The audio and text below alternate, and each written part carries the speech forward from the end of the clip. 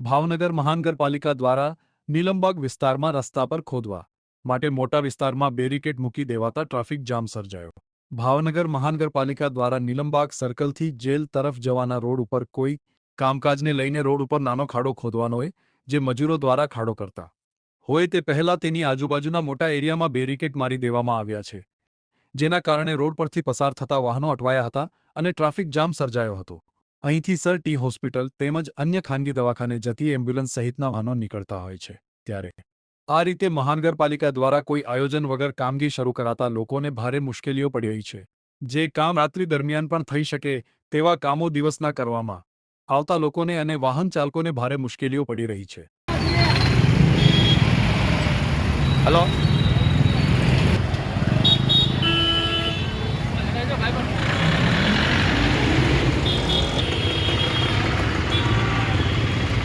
અત્યારની વસ્તુ છે, અત્યારે નાનું આમ તો જરીક ટાંકી સાઈઝ ખોદેલું છે ગોળ.